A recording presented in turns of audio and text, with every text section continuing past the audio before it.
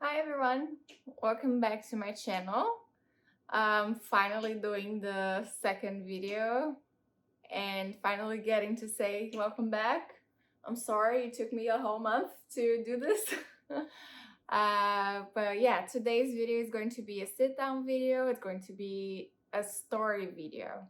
I will talk to you guys about how I started modeling uh, since Brazil, which was like 10 years ago. So yeah, let's do it. It's gonna be a lot of information, so stick around. And if you like it, subscribe to my channel. I hope to do more videos like this, sit down videos about stories, and comment down on what you guys would like to know about my career, about modeling, anything really. That helps me get more suggestions for the future. Let's start. It's gonna be a long story. All right, let me drink water first.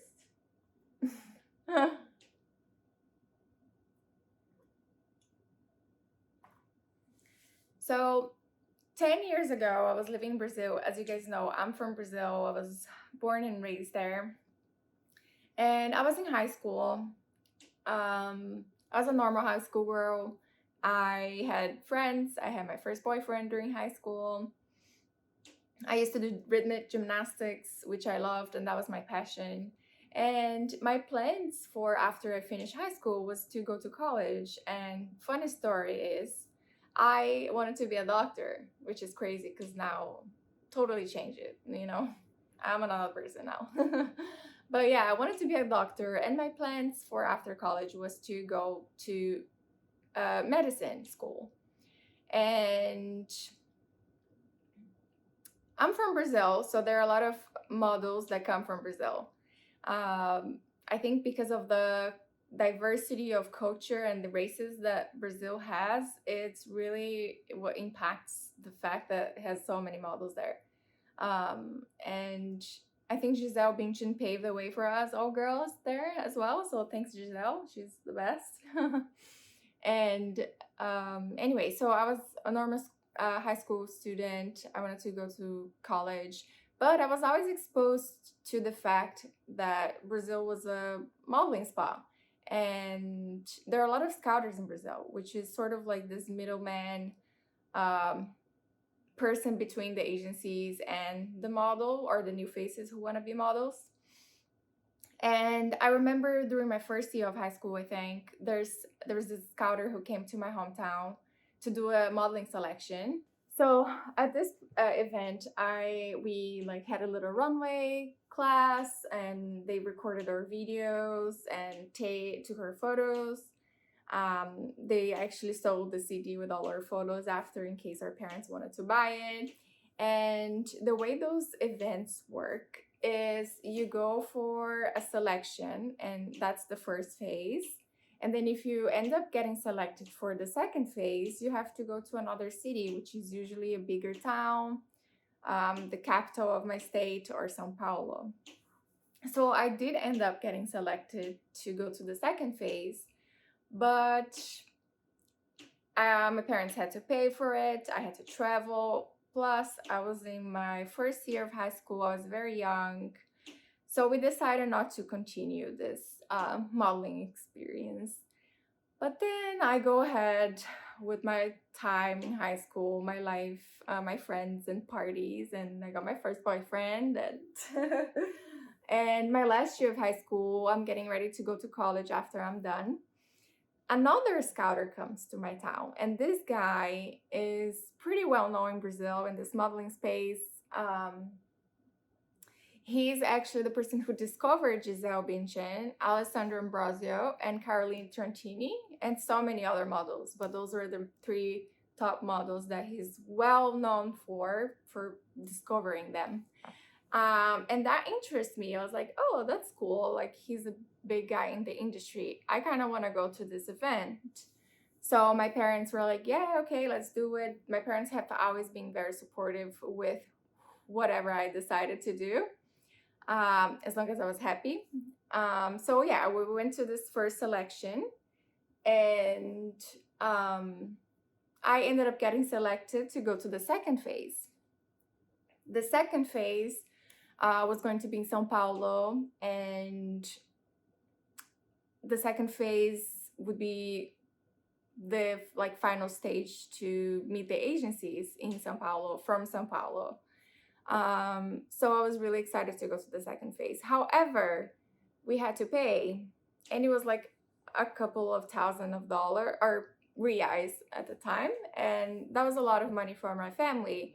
So my dad, which was the main person who was like deciding things for me as well and helping me, was calling them and like, okay, so what is she gonna do there, and blah blah blah blah blah blah. And like, he was a very talkative guy, so he talks to them, and we decided that I wanted to go for the second phase. And the second phase was in Sao Paulo. So I go there by myself. My mom didn't go with me because I was 17 years old. I could like travel by myself. And the second phase where did happen in like 3 days, and it involved a lot of things. Giselle Bündchen's father was there, and he was gonna talk to us and explain a little bit about the industry, about his daughter, and it was really cool to listen to him actually. And then there will be like some photographic sessions where we'll learn how to take photos, and we learn how to do runway. We learn the different types of agencies that there exists in the world. In Brazil, there's commercial agency, a fashion agency, there's all kinds of agencies, and acting agencies. So it was a really good experience, and it was really worth it. The biggest deal about this event was that we would meet the agencies. So we all had our numbers. I'm gonna attach a photo here of me with my number. I was very young. I looked very young.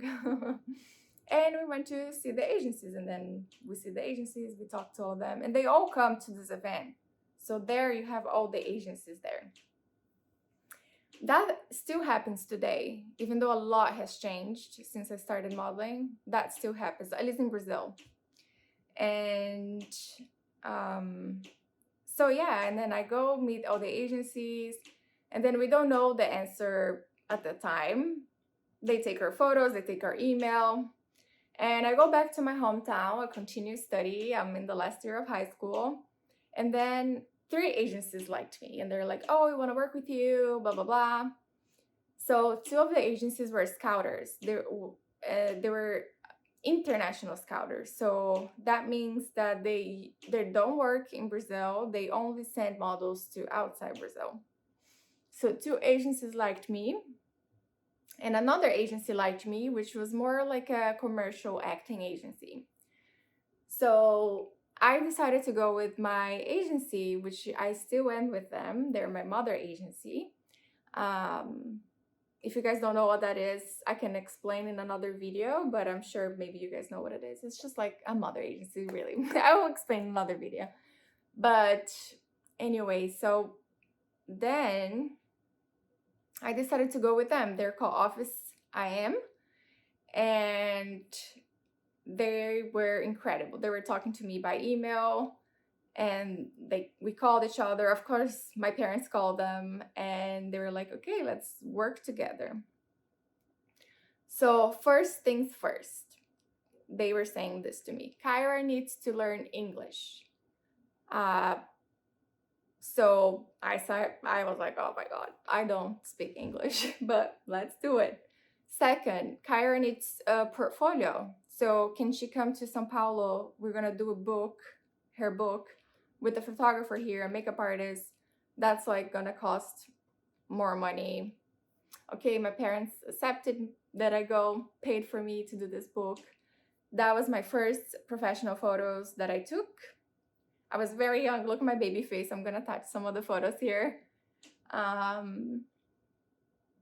So that was like probably mid of the year. So I still had like another semester of school. But at least I already had got my book, and I was already learning English. So I signed up for like an extensive English lesson where I'll have to go. I think I went every day actually. I can't remember, but I went every day to learn English, and it was mostly like conversational English, which is really good. Okay, so then when I thought of this agency, I thought that they will send me to like Milan, New York City, Paris, Tokyo, because that's where all the models usually go. Those are like the fashion week cities. At the end of the year, the agency comes to me like, "Hey, what do you think about China? China really loves you. There's an agency there that wants to sign you." And I was like, "China? I didn't even know modeling happened in China." So that was a huge surprise to me. But then later on, we find out that Asia, it's a really good place for models who are starting in the industry because you can work a lot there. You can get a lot of experience. There are a lot of other models that there are also new faces. So it's like a very relatable, less competitive market to go. So at this point, my mom is like, "Oh my God, my daughter is leaving me." She was like very supportive, but of course, she was very apprehensive of me going to another country, to the other side of the world, to be honest. And my dad was very supportive. He was very worried about the financial part of it. He's like, "Who is going to pay for it? You know, the agencies were going to advance me all the flights and everything." But he was still worried. What if she like doesn't work? He was like the more rational parent, and my mom was more the emotional parent, like just all thinking about my well-being and so on. The agencies from the other country advance you everything. They pay for your flights, they pay for your apartment, they give you pocket money sometimes, which is like the monthly allowance that models get to just buy food and stuff. But that's all going to your expense. And if you do work, the money from the job that you did pays that, covers that. So first, before you start making money, you have to cover your expenses, and then you start making money. And I came from Brazil, so my flight was already very expensive. So the first year really was really hard for me to start making money. I didn't make money on my first year. I maybe made some money on the second year, but anyway, that's another story. And I left my hometown without a computer. We didn't have a computer back home. We did have a computer, but it was one of those huge computer with the box, you know. I wasn't gonna carry that to China. I don't think you can, but so I didn't have a computer. I had a flip phone. But anyway, once you get in China, they actually give you a phone, so you're able to communicate with your bookers there. You have a driver that will take you to all the casting, to all the jobs, so that's really nice. But I didn't have a computer, so it was really challenging for me to communicate with my family. And I remember I left Brazil with this like little notebook, full of notes, full of phone numbers, like useful phone numbers, fire, firemen, police in China. And I wrote down, in case I wanted to call Brazil, how I should call, and it was like this huge number. So I will go to a payphone, buy credit, and then like call Brazil with this like huge phone number. And sometimes I would use my roommate's computer to Skype with my family, but I felt a little bit uncomfortable to always ask her, for the computer. So I remember one time I called my parents through with a payphone, and I was like, "I can't do this anymore. I need a computer." So I had my dad's credit card that I brought with me, and I bought a computer in China. Finally, it was all in Chinese. My computer was all in Chinese, but it was a lot better. Like to be able to communicate with my family whenever I wanted was really good. Yeah. Before that, I was just communicating with my family very little. It was really, really hard. I actually cried a few times because of that. But I still have this old computer at home. Actually, my sister uses this now. It's like an old Sony Vaio that was like pink, very bright pink. I loved it at the time. It was so cool. It was really heavy, but anyway. There were a lot of communication between my mother agency and my parents. And that was really, really important because I was only 17. I was about to leave the country to start my modeling career, which was all very unknown. So we decided, my parents and my agency and myself decided that I was going to finish high school first before I left. So I did finish high school, and that is something that I recommend to every model who wants to start their modeling career to start when they're older. Finish high school first, and then you can start traveling. At least traveling. You can work locally, but finish high school. That's always my recommendation for new faces. Anyway, so I finished high school and I signed the contract with this agency in China, and I'm getting ready for it. And it is a lot of getting ready to go on an international travel. I was a minor, so we had to get authorization. I didn't have my passport. I had never traveled on a plane before. And I was going to leave my country alone without speaking English. How did my parents ever let me do this? Just kidding. I really just can't thank them enough for believing in me and for the trust, that they had on me as well. So March 2011, I go to China. It's time to leave my country. It was such an intense experience. I can't even explain to you guys what it was like to leave my hometown, to leave my parents, and to get on a plane all by myself and go to another country that it's completely the opposite from my country. And traveling was a long travel. I had to stop in South Africa and then Hong Kong and then Shanghai. So that was my first trip. I went to China and everything was, well, I didn't speak English. I was doing this English class thing, but not the same. Not the same as knowing how to speak English. So I get to China. My luggage is broken. So that's there. There's an outcome I have to overcome. My luggage is broken. But the driver came to pick me up at the airport. He didn't speak English, I think, or maybe he did, and I didn't know that he spoke English. I don't know. He mostly spoke Chinese. And I get to the model's apartment. There were other models there. And that's the journey that begins. I learned English very quickly because I was very lucky to not have lived with another Brazilian right on my first destination. So I was living with an American girl. I still follow her on Instagram. She's so cute. And I was living with a Canadian girl and a girl from Lithuania. So I had to force myself to speak English, and I learned it really well because of that. So I'm very thankful for that. I know a lot of models from Brazil who go travel abroad. They live with another Brazilian, which is amazing. It's great, but then it just takes a little longer for them to learn English. So that was a good thing to me.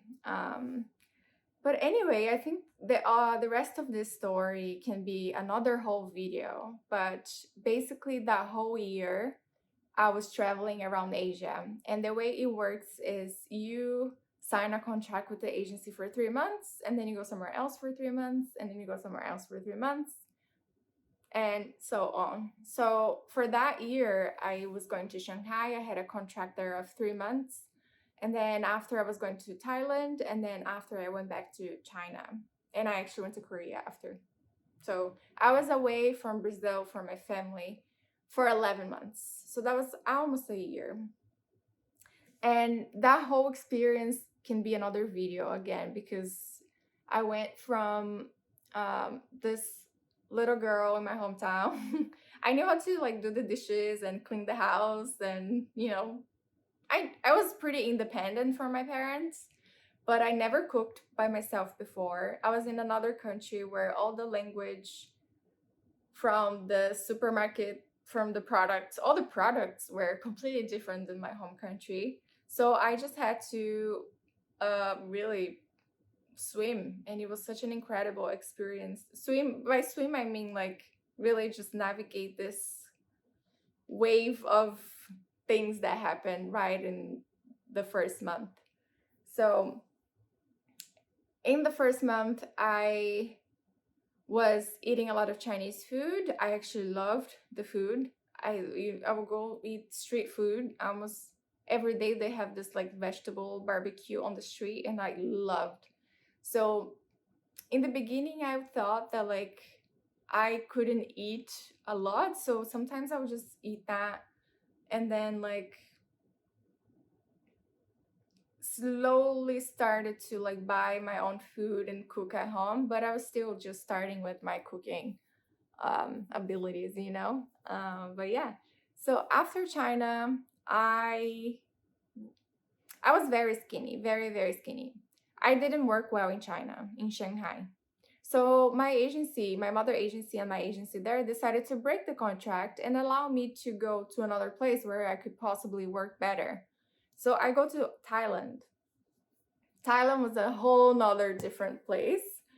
There's way more TV commercials. It was a whole nother experience. You live alone there, you don't have roommates, but you do live in the same building as other models. So yeah. And then after Thailand, I go back to China, but this time I go to Guangzhou, which is in the south of China, close to Hong Kong. And I spend a lot of time between Hong Kong and Guangzhou. And there I start working a lot. Um, but I don't make money on my first year. But I am working a lot. I pay my expenses. I pay the tickets that the agency advanced to me. I paid my apartment that we have to the agency advance, but then it's on our bill to pay with our jobs that we do. That's on the whole another video again. But anyway, and then after China, I go to South Korea, and then I spent Christmas there and New Year's there, and that was very challenging for me because my family is very um much like a Christmas family. We always get together, and so being outside in another country and it was snowing South Korea, it was really challenging. I've met incredible people along the way. All my roommates have always been so nice, and I have been always so lucky. Maybe I had like a couple of things, you know, with roommates, but that's a whole nother video again. I basically have content for the rest of my year with all the stories. But yeah, so then after Korea, I go back to Brazil. And, you know, the moment I land in Brazil after being away for 11 months, it's just, I can't explain. It's just really, when you land at the airport and you hear people speaking your language and people doing the things that you, it's an incredible experience. I learned so much. I left when I was 17. I came back when I was 18, but I felt like I was 25. I learned so much, and it was an incredible experience. I would do it all over again. And that whole changing lifestyle was like just such a good learning experience. It's always good to get out of your comfort zone and to experience things and do new things. And I'm just so grateful for my family, for my mother agency, for all the agencies, for all the people that I met along the way. And this is going to be such a long video, but yeah, that's basically the beginning of my story. I will do another video, I think, about the rest of my career and how I came to the US and everything. But yeah, I hope you guys enjoyed it. Comment below what you thought about this video, what you want to know more, and thank you so much, and see you next time. Bye.